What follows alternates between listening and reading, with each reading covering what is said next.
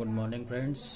Last class में हमने देखा था कि हमने आईयूपीएसी नॉमेनक्लेचर किया था कोऑर्डिनेशन कंपाउंड्स के लिए, और फिर हमने कुछ क्वेश्चंस प्रैक्टिस किए थे और मैंने आपको दिखाया था। और मैंने आपसे बोला था कि आप और अपने बुक से या जो भी आपके पास मटेरियल है उससे आप क्या करिए, क्वेश्चंस ट्राई करिए। और अगर कोई डाउट आता है या कोई प्रॉब्लम फेस करते हो आप आईयूपीएसी लिखने में, तो आप मुझे मैसेज कर सकते हो कि कहाँ पे आप प्रॉब्लम फेस कर रहे हो। तो मैं ऐसा मान रहा हूँ कि आपने ऐसा कर लिया होगा। ठीक है, चलिए। हमने लास्ट क्लास में बात किया था कि मैंने ब्रिजिंग कंपाउंड्स के लिए भी आपको क्या करूँगा, बताऊँगा कि आईयूपीएसी नॉमेनक्लेचर कैसे करते हैं। तो पहले तो समझो कि ब्रिजिंग कंपाउंड पहचानोगे कैसे, किसको ब्रिजिंग कंपाउंड बोलोगे। अगर आप देख पा रहे हो, मैंने दो एग्जाम्पल यहाँ लिए हुए हैं। ठीक है, अगर आप देख पा रहे हो तो ये बाकी कोऑर्डिनेशन कंपाउंड से थोड़ा अलग है। अगर आप देखो तो यहाँ पे सेंट्रल मेटल एटम यहाँ पर भी है और यहाँ पर भी है, और इन दोनों से बीच में जुड़ा हुआ है एक NH2 ग्रुप और एक OH ग्रुप। सिमिलरली यहाँ पर Fe यहाँ पर भी है और Fe यहाँ पर भी। तो कहीं पर भी आपको ब्रिजिंग कंपाउंड दिखे तो समझ जाना कि वहाँ पर दो दो CMA आएंगे। और ध्यान रखना, CMA एक ही होगा, एक ही टाइप का होगा, दो बार होगा, रिपीटेड होगा, लेकिन एक ही टाइप का होगा, अलग अलग टाइप के नहीं होंगे। ठीक है, ब्रिजिंग कंपाउंड बहुत ज़्यादा नहीं है, एक ही दो है जो मैं आपको बता रहा हूँ यहाँ पर। ठीक है, ज़्यादा ब्रिजिंग कंपाउंड में आता नहीं है, लेकिन फिर भी कैसे अगर आ गया तो कैसे लिखोगे। तो पहले तो पहचानोगे कि ब्रिजिंग कंपाउंड पहचानेंगे कैसे। तो ध्यान रखना, CMA एक ही टाइप का होगा और दो बार रिपीट हो रहा होगा, और उस दोनों से बीच में क्या होंगे, आपके ग्रुप्स जुड़े होंगे। ठीक है, कुछ ग्रुप्स में आपको नाम बताना चाहता हूँ। जैसे यहाँ देखो, और आप देख पा रहे हो यहाँ पर नीचे कि NH3 को मैंने बताया था कि NH3 को आप क्या बोलोगे, अमाइन। ठीक है, अगर मान लो NH2 एक माइनस हो गया, एक H निकल गया, उसके जैसे क्या हो गया, माइनस, तो फिर उसको अमाइन नहीं, क्या बोलेंगे, अमाइडो। ठीक है, तब हम उसको क्या बोलेंगे, अमाइडो। फिर अगर मान लो एक और H निकल गया, NH डबल माइनस हो गया, तो फिर उसको हम क्या बोलेंगे, आईमाइडो। और अगर पूरा H निकल गया, तीनों H निकल गया, उसके ऊपर तीन माइनस आ गया, तो उसको हम क्या बोलेंगे, नाइट्राइड। तो ये एकदम ध्यान रखना, ये एकदम क्लियर होना चाहिए। जैसे यहाँ पे आप NH2 माइनस दिख रहा है, तो NH2 माइनस को हम अमाइन नहीं, क्या बोलेंगे, अमाइडो। क्लियर है, तो ये अलग से याद रखना, मैंने यहाँ नीचे लिखा हुआ है, इसको अलग से याद रखना। ठीक है, चलो अब लिखने का तरीका क्या है। तरीका वही पहले है, सबसे पहले आप क्या लिखोगे, कैटायंस। ठीक है, अब देखो यहाँ कैटायन ही है सिर्फ, तो यही लिखा जाएगा। लेकिन उसके लिए आपको पहले सेंट्रल मेटल एटम का हमको क्या पता होना चाहिए, ऑक्सीडेशन नंबर पता होना चाहिए। अगर आपको दिख रहा है तो यहाँ पे क्या है, +4। तो निकालने का तरीका वही है, क्योंकि इसका जीरो, इसका जीरो। अब देखो दो बार CO आ रहा है, तो एक इसके वजह से आएगा और एक X इसके वजह से आएगा। ठीक है, प्लस इसके ऊपर एक नेगेटिव और एक ही है, तो एक इसके ऊपर भी एक नेगेटिव, इसलिए एक ही है, और इसके ऊपर 4 है, इज इक्वल टू 4। तो 2x बराबर क्या आ गया, इधर जाएगा 6, तो x बराबर क्या आ जाएगा, +3। मतलब यहाँ पे ऑक्सीडेशन स्टेट CO का क्या है, +3। ठीक है, तो ऑक्सीडेशन स्टेट भी हमने निकाल लिया। अब हम आते हैं आईयूपीएसी नॉमेनक्लेचर पे। तो आईयूपीएसी नॉमेनक्लेचर इसका थोड़ा डिफरेंट है, तरीका वही है, थोड़ा सा डिफरेंट है। क्या डिफरेंट है, सबसे पहले आप लिखोगे, यहाँ से लिखना स्टार्ट करोगे। ठीक है, ऐसे जाओगे। तो सबसे पहले मैं लिखूंगा यहाँ पे, अब देखो मोनोडेंटेट है, मोनोडेंट के लिए क्या लगेगा, टेट्रा। और NH3 है तो क्या बोलेंगे, अमाइन, टेट्रा अमाइन। ठीक है, टेट्रा अमाइन। फिर क्या लिखोगे, कोबाल्ट,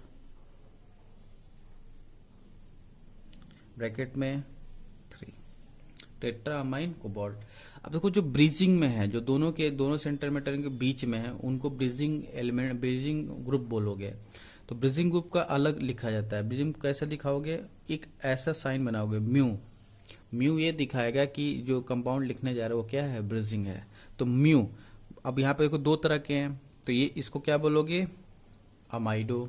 इसको क्या बोलोगे, हाइड्रोक्सीडो। तो अमाइडो हाइड्रोक्सीडो में अल्फाबेट के हिसाब से पहले कौन आएगा, अमाइडो। तो म्यू अमाइडो, फिर एक म्यू लगाओगे, किसका लिखोगे, हाइड्रोक्सीडो, हाइड्रा ऑक्सीडो। ठीक, यहां तक हो गया। ठीक, तो यहां तक लिख लिया। अब फिर यह लिखोगे, फिर यहां कैसे लिखोगे, फिर लिगेंड पहले आएगा।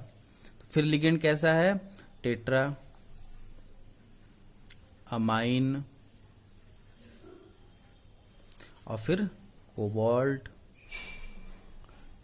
थर्ड। बात समझ में आ रहा है? देखो इसको हम क्या करते हैं, 3 पार्ट में डिवाइड करते हैं, पहला पार्ट, दूसरा पार्ट और ये रहा तीसरा पार्ट। ठीक है, देखो पहले पार्ट में हम पहले क्या लिखेंगे, लिगेंड। तो इधर लिगेंड है, लिगेंड आपने लिखा, फिर सेंट्रल मेटर एटम, एलसीओ, सीधा सीधा क्या एलसीओ लगा रहे हैं, इसमें भी एलसीओ लगाए, इसमें एलसीओ न लगा के फिर इसमें एलसीओ लगाएंगे। तो पहले और तीसरे पार्ट में एलसीओ लगेगा, दूसरे पार्ट में सिर्फ म्यू लगा के आप उनका नाम लिखते जाओगे, ऐड करते जाओगे, बस काम खत्म। तो एलसीओ लगा, लिगेंड पहले लिखा, फिर सेंट्रल मेटर एटम, फिर उसका ऑक्सीडेशन स्टेट, फिर ये ब्रीजिंग था, ब्रीजिंग में हमने सिर्फ क्या एक सिंबल लगाएंगे म्यू, उसको क्या बोलेंगे म्यू, और उसका नाम लिख देंगे म्यू लगा के। तो यहां तक हमने उसका नाम लिखा, फिर एक थर्ड पार्ट आया, फिर उसमें हम क्या करेंगे, एलसीओ लगा देंगे। तो एलसीओ में फिर लिगेंड पहले और फिर सेंट्रल मेटल एटम और फिर यहाँ पे थर्ड, प्लस हमने सेंट्रल मेटल का नाम चेंज क्यों नहीं किया, क्योंकि वो प्लस का चार्ज है, प्लस उसके ऊपर है। ठीक है, चलो एक बार और इसको ट्राई करते हैं। देखो अब इसको ट्राई करोगे तो यहाँ पे ये भी है, तो इसको क्या करोगे, तोड़ोगे, तो NH3 के ऊपर एक नेगेटिव, तो 4 के ऊपर 4 नेगेटिव, तो इसके ऊपर 4 पॉजिटिव आएगा। 4 पॉजिटिव, तो अगेन फिर से क्या करोगे, ऑक्सीडेशन नंबर मैं निकाल दे रहा हूँ डायरेक्ट, आप निकाल के देखना, इसका 0, इसका 0, इसकी वजह से x, इसकी वजह से 2x, 2x और इसका एक माइनस, -2 इक्वल टू +4, -2 उधर जाएगा तो +2 हो जाएगा, +2 +4 +6 और 2x था तो x बराबर +3, तो यहाँ पर भी +3 आ रहा है। ठीक है, अब फिर से भाई 3 पार्ट में डिवाइड कर लो, तो यहाँ पे एलसीओ लगाना है, यहाँ पे एलसीओ लगाना है। ठीक है, और जो कैटायंस होते हैं चाहे वो पहले लिखे जाएंगे, तो चलो एलसीओ लगाओ। तो यहाँ पे एलसीओ में अगेन मोनोडेंटेन टेट्रा का है, तो लगाओ टेट्रा, इसको क्या बोलते थे, एक्वा, टेट्रा एक्वा। फिर अब देखो पॉजिटिव है तो आयरन थर्ड। ठीक है, फिर ब्रीजिंग है, ब्रीजिंग में दोनों सेम है, तो क्या लगाओगे, म्यू, म्यू दोनों मोनोडेंटेट होते हैं, तो अब 2 बार रिपीट हो रहा है तो 2 बार नहीं लिखोगे ना, तो क्या लिखोगे, म्यू बाई हाइड्रोक्सीडो, हाइड्रा ऑक्सीडो। बस चाहो तो आप अलग अलग कर सकते हो, लेकिन अलग अलग का कोई मतलब नहीं है, क्योंकि दोनों सेम है, रिपीट हो रहा है, तो क्या लिख दो, म्यू बाई हाइड्रोक्सीडो। फिर अब ये दोनों का काम खत्म हो गया, फिर यहाँ पे एलसीओ, तो अगेन क्या हो जाएगा, टेट्रा एक्वा आयरन थर्ड, और ये खत्म। अब ये लास्ट में बचा है, तो ये हम क्या कहते हैं कि एनायन जो है वो आयन स्पीयर का लास्ट में लिखा जाएगा, लेकिन उसके हम 1 2 3 को हम टेट्रा में बाई टाइटर में नहीं लिखते हैं, तो क्या इसको क्या बोलते हैं, नाइट्रेट, लिख देंगे नाइट्रेट, बस हो गया। ठीक है, चलो अब देखो इसी को दोनों को हम, ये थोड़ा लंबा हो रहा है, हम दोनों को एक और तरीके से लिख सकते हैं। क्या लिख सकते हैं, देखो क्या लिख सकते हैं, अगर देखो इसमें भी ये चीज कॉमन था, ये चीज इसके साथ दोनों कॉमन था, वैसे यहाँ पर भी ये कॉमन था और ये कॉमन था, तो 2 कॉमन आ रहा है, तो 2 कॉमन को हम हटा भी सकते हैं। तो कैसे हटाएंगे, तो देखो इसको हम जो म्यू वाला टर्म है उसको आगे लिखेंगे, जैसे इसको मैं लिख के दिखा रहा हूँ, तो आगे लिखोगे तो म्यू बाई हाइड्रा ऑक्सीडो, तो देखो जब ये हटाओगे तो म्यू वाला टर्म पहले आ जाएगा। ठीक, उसके बाद ये दोनों कॉमन थे, तो फिर क्या लगाओगे, 20। अब यहाँ पे बाई ट्राइट कुछ नहीं, यहाँ सिर्फ आपको 20 लगाना है, 20, फिर यही नाम लिख दो एक बार, टेट्रा एक्वा आयरन थर्ड, और उसके बाद लास्ट में नाइट्रेट। बात समझ में आया कि 2 चीज जो रिपीट हो रही थी अब सिर्फ 20 के थ्रू जुड़ गई, एक ही बार लिखा गया और काम चल गया। तो लेकिन जब इस फॉर्म में लिखोगे तो म्यू वाला जो टर्म होगा वो आगे आ जाएगा।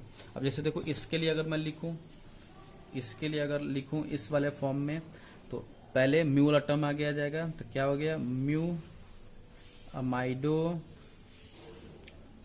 म्यू हाइड्रा ऑक्सीडो म्यू वाला टर्म पहले आ गया, उसके बाद ये वाला टर्म, तो किसके साथ, बिस के साथ, तो बिस टेट्रा अमाइन कोबाल्ट थर्ड, और लास्ट में कुछ है ही नहीं तो बस छोड़ दो। तो ये हो गया इसका अनदर फॉर्म। ठीक है, सिंपल है। तो ये आपके क्या है, ब्रिजिंग कंपाउंड्स है। क्लियर है, आसान है, देखो, और अगर कोई डाउट है तो बता सकते हो। चलिए, तो हमारा आईपीएसी खत्म हुआ है। ठीक है, कोऑर्डिनेशन कंपाउंड्स का। अब हम बात करते हैं, नेक्स्ट हमारा जो टॉपिक है वर्नर्स थ्योरी। वर्नर्स थ्योरी, देखो वर्नर्स थ्योरी क्या है और क्या बोलता है वर्नर्स थ्योरी। पहले तो मैं बता दूं आपको कि वर्नर का पूरा नाम क्या था, अल्फ्रेड वर्नर। अल्फ्रेड वर्नर, ठीक है। He is the father of coordination chemistry.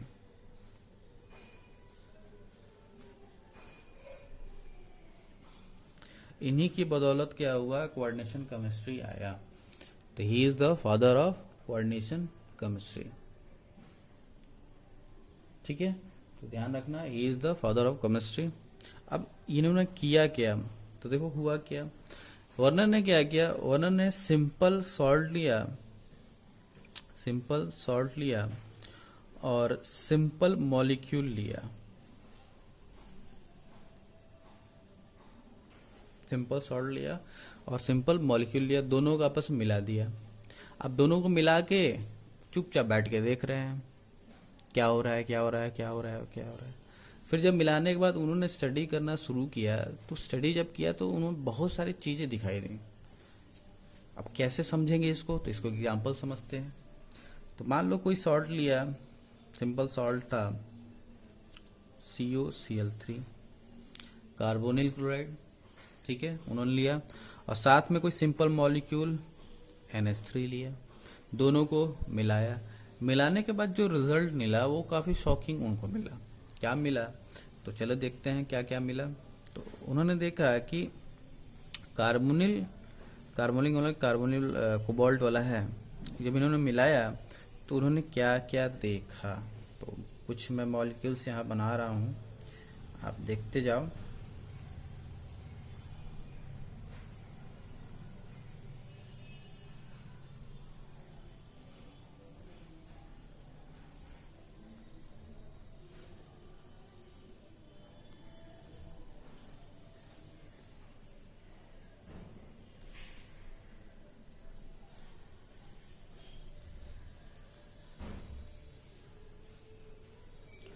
तो जब उन्होंने ये चीज मिलाया, ठीक है, तो उन्होंने देखा कि ये 4 तरह के कंपाउंड बन रहे हैं।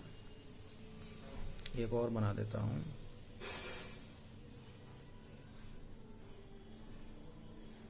ठीक है, सॉल्ट वही था, मॉलिक्यूल वही था, लेकिन जब उनको मिलाया गया तो इन्हीं दोनों से ये 4 तरह के कंपाउंड बने।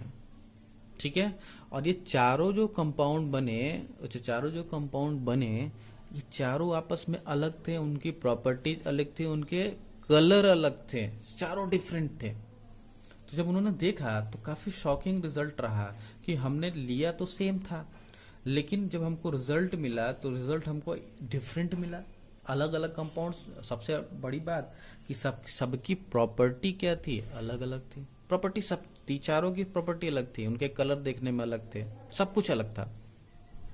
तब उन्होंने क्या किया कि इन पर स्टडी करना शुरू किया। ये जो कि उन्होंने देखा है कि ऐसा क्यों हो रहा है कि एक मॉलिक्यूल सेम है लेकिन सबका प्रॉपर्टी अलग है, तो उन्होंने क्या किया, स्टडी करना शुरू किया। स्टडी करने के पे इन्होंने पाया कि जो अब यहाँ पे कोऑर्डिनेट बॉन्ड बन रहा था, इसलिए इसको कोऑर्डिनेशन कंपाउंड बोला जाता है, पहले ही बताऊं। तो उन्होंने स्टडी करने में पाया कि जो कोऑर्डिनेशन कंपाउंड थे उनके पास they have 2 types of valency. They have 2 types of valency. उन्होंने बताया कि जो भी कोऑर्डिनेशन कंपाउंड होंगे उनके पास 2 तरह की, हमने अभी तक तो जो आयनिक कंपाउंड थे उनमें हम एक ही तरह की वैलेंस सुने थे, ठीक है। लेकिन जब इन्होंने बताया कि जो कोऑर्डिनेशन कंपाउंड उनमें एक टाइप की वैलेंसी नहीं होती है, उनमें दो टाइप की वैलेंसी होती है। पहले वैलेंसी को बोला गया प्राइमरी वैलेंसी और दूसरे को बोला गया सेकेंडरी वैलेंसी। अब इन्होंने अलग बता दिया कॉन्सेप्ट कि जो कोऑर्डिनेशन कंपाउंड है उनके पास दो टाइप की वैलेंसी है, प्राइमरी वैलेंसी और सेकेंडरी वैलेंसी। अब रही बात यह है कि प्राइमरी वैलेंसी क्या है, सेकेंडरी वैलेंसी क्या है। ठीक है, तो चलिए देखते हैं प्राइमरी वैलेंसी क्या है, सेकेंडरी वैलेंसी क्या है। पहले मैं आपको प्राइमरी वैलेंसी और सेकेंडरी वैलेंसी से बताने से पहले कुछ और बता देता हूँ कि कोऑर्डिनेशन कंपाउंड में और क्या क्या होता है। तो जैसे मैंने एग्जांपल ले लेता हूँ, जैसे इसी का एग्जांपल ले लिया, मान लो ये वाला एग्जांपल ले लिया, तो हमने यहाँ पे NH3 का 6 और ये लिया। मैंने आपको बताया कि इसको तोड़ा जाता है तो भैया इसके ऊपर एक नेगेटिव, तो ये 3 है तो 3 नेगेटिव, इसके बाद 3 पॉजिटिव जाएगा। तो मतलब ये टूटता है तो ये ऐसे टूट जाता है।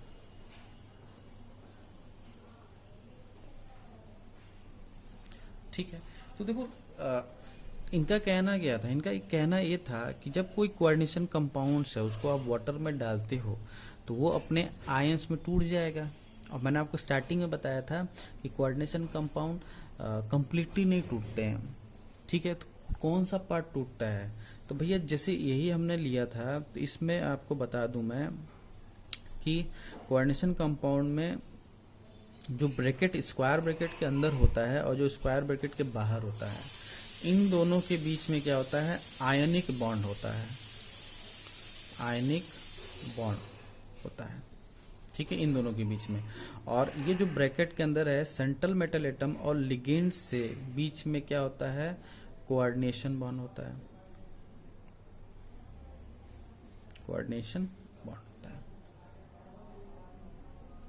बात समझ में आ रहा है कि जो ब्रैकेट से बाहर होगा वो किस बॉन्ड से जुड़ा होगा, आयनिक बॉन्ड से।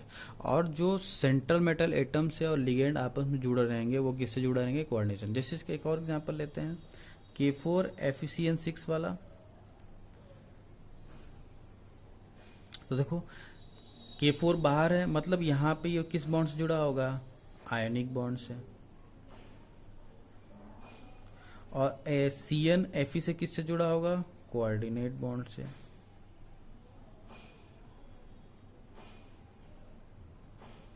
बात समझ में आ रहा है। तो ध्यान ये रखना है कि जो भी कोऑर्डिनेशन कंपाउंड्स में स्क्वायर ब्रैकेट के बाहर होगा, चाहे वो कैटायन फॉर्म में है चाहे वो एनायन फॉर्म में हो, वो हमेशा किससे जुड़ा रहेगा, आयनिक बॉन्ड से।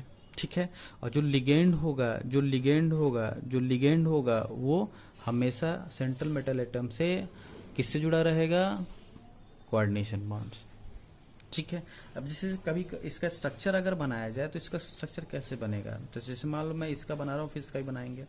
तो देखो ध्यान से, स्ट्रक्चर बनाते समय जो सेंट्रल मेटल एटम है उसको सेंट्रल, क्योंकि सेंट्रल मेटल है तो उसको बीच में रखोगे। जो लिगेंड है वो इससे किससे जुड़े रहेंगे, कोऑर्डिनेशन बॉन्ड से। तो देखो 6 CN है, तो पहले मैं ये इसका स्ट्रक्चर बना के दिखा रहा हूँ। तो 4 CN मैंने बनाया, ये चारों CN एक प्लेन में होंगे, एक जैसे प्लेन है, इस प्लेन में क्या है, 4 CN है, और ये चारों किससे जुड़े होंगे, कोऑर्डिनेट बॉन्ड से जुड़े होंगे। ठीक है, अभी 2 CN और बचा है, तो ये प्लेन के ऊपर एक CN होगा और प्लेन के नीचे परपेंडिकुलर एक CN होगा, और वो भी किससे जुड़ा होगा, कोऑर्डिनेट बॉन्ड से। तो ध्यान रखना, ये जो CN है प्लेन के ऊपर परपेंडिकुलर है और ये जो CN है प्लेन के नीचे परपेंडिकुलर है। ठीक है, अब ये तो हो गया हमारा क्या, सेंट्रल मेटल एटम और उससे लिगेंड हो गए। लेकिन इसके साथ पॉजिटिव आयन जुड़ा हुआ है, कैटायन जुड़ा हुआ, वो कहाँ होगा, तो भैया वो तो कोऑर्डिनेट बॉन्ड से जुड़ेगा नहीं, वो कैसे जुड़ा होगा, आयनिक बॉन्ड से। तो अब देखो इसके ऊपर कितना है, क्या मैंने बताया था, इसके ऊपर अगर ऑक्सीडेशन नंबर निकालोगे तो +2 का आएगा और सभी CN पे एक नेगेटिव होगा। ठीक है, तो देखो क्या होता है, CN यहाँ पे जो K है प्लस वो ऐसे बिखरा होगा, इसका कोई फिक्स नहीं है वो कहाँ पे होगा, वो बिखरा रहेगा, लेकिन जितने हैं उतना रहेगा। ठीक है, तो ये क्या करता है, जो जैसे ये पॉजिटिव है तो क्या करेगा, जाके नेगेटिव, जैसे Fe के साथ है तो Fe के साथ जुड़ जाएगा, जो भी पॉजिटिव है इसके साथ जुड़ जाएगा, इसके साथ जुड़ जाएगा, इसके साथ जुड़ जाएगा। तो ये सारे के सारे क्या हैं आपके, जो डॉटेड में बना रहा हूँ सारे के सारे आयनिक बॉन्ड हैं। और ये जो भी आपको मैं बनाया हूँ ये आपके सारे के सारे कोऑर्डिनेट बॉन्ड है, कोऑर्डिनेशन बॉन्ड। तो बात समझ में आ रहा है। अगर इसका सही से स्ट्रक्चर में बनाऊं तो आप बनाता हूँ सही से स्ट्रक्चर। ठीक है, तो ध्यान रखना जो डॉटेड लाइन यहाँ पे दिखा रहा हूँ वो क्या, वो डॉटेड लाइन कौन सा है, आयनिक बॉन्ड का, और जो ऐसे एरोड लाइन दिखा रहा हूँ वो कौन सी लाइन है, कोऑर्डिनेशन बॉन्ड की। ठीक है, अगर इसका जो आप बुक में देखते हो वैसा स्ट्रक्चर बनाओ तो थोड़ा ध्यान देखना, मैं वैसा स्ट्रक्चर आपके बुक जैसा बना देता हूँ।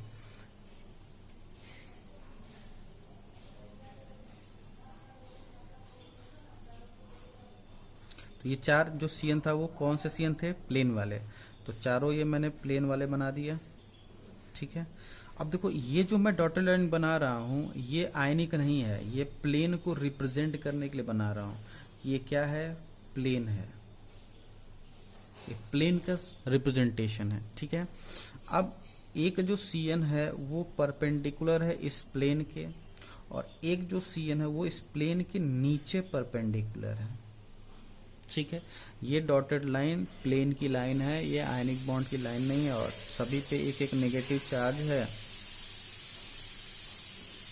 ठीक, अब रही बात K की, तो K कहीं पर भी कोई फिक्स नहीं है, कहीं पर भी K रह सकता है, और जहां पर भी उसको नेगेटिव मिलेगा, जहां पर भी वो नेगेटिव मिलेगा, जैसे ये नेगेटिव इससे मिल गया, ये इससे मिल गया, ये इससे मिल गया, ठीक है, ये इससे मिल गया, तो जहां पर भी वो नेगेटिव मिलेगा, वो नेगेटिव, क्योंकि पॉजिटिव नेगेटिव एक दूसरे को क्या करेंगे, अट्रैक्ट करेंगे, तो जहां पर भी उसको नेगेटिव मिलेगा वो तुरंत बना लेगा। ठीक है, अब चाहो आप इसका भी बना सकते हो, तो देखो इसका भी बना के दिखा देता हूँ, यहाँ बना देता हूँ। तो CO फिर से 6 है, तो NH3 NH3 NH3 और NH3, तो ये ध्यान रखना एक ही प्लेन में है, सभी कोऑर्डिनेट बॉन्ड से जुड़े हुए हैं, और इसका ऑक्सीडेशन नंबर निकालोगे तो इसका 0 + 3 आएगा, तो यहाँ पे इसका ऑक्सीडेशन स्टेट +3, सॉरी इसका एरो इधर होगा। ठीक है, अब ये सब एक ही प्लेन में है, इसलिए मैं डॉटेड लाइन से दिखा रहा हूँ कि सारे के सारे एक प्लेन में, तो 4 हो गए। तो अब एक प्लेन के ऊपर परपेंडिकुलर और एक प्लेन के नीचे परपेंडिकुलर। ठीक, तो ये बन गया। अब रही बात Cl की, तो Cl कहाँ होगा भैया, जहाँ पे पॉजिटिव हो, क्योंकि उसके ऊपर नेगेटिव है, तो कहीं पर भी रख लो Cl, लेकिन उसको कैसे, डॉटेड लाइन से। बस ये हो गया स्ट्रक्चर। क्लियर है, बात समझ में आ रहा है, देख लीजिए। तो वार्नर ने बताया कि 2 तरह की वैलेंसी होंगी, एक प्राइमरी और एक सेकेंडरी। ठीक है, तो प्राइमरी और सेकेंडरी को कैसे पहचानेंगे, तो पहले हम कोऑर्डिनेशन बॉन्ड को पहचानें कि उसके अंदर क्या क्या होता है। तो हमने देखा कोऑर्डिनेशन बॉन्ड के अंदर जो स्क्वायर ब्रैकेट से बाहर होंगे वो आयनिक से जुड़े होंगे, और जो लिगेंड होगा वो सेंट्रल मेटलिज्म से कोऑर्डिनेट बॉन्ड के थ्रू जुड़ा होगा। और अगर उनका स्ट्रक्चर ड्रॉ किया जाए तो उनका स्ट्रक्चर हम ऐसे ड्रॉ कर सकते हैं। ठीक है, हम स्ट्रक्चर के बारे में और भी बात करेंगे, कब, जब हम VBT मॉडल पढ़ेंगे, वैलेंस बॉन्ड थ्योरी पढ़ेंगे, तब हम वहाँ पे आपको और स्ट्रक्चर के बारे में बताएंगे। ठीक है, अभी नेक्स्ट क्लास में हमारा जो होगा वो प्राइमरी और सेकेंडरी वैलेंसी पर और ज़्यादा होगा कि दोनों में अंतर क्या है, कैसे पहचानेंगे कौन प्राइमरी है कौन सेकेंडरी है। ठीक है, तो वो हम नेक्स्ट क्लास में देखेंगे। तो अभी तक के लिए इतना ही, थैंक यू।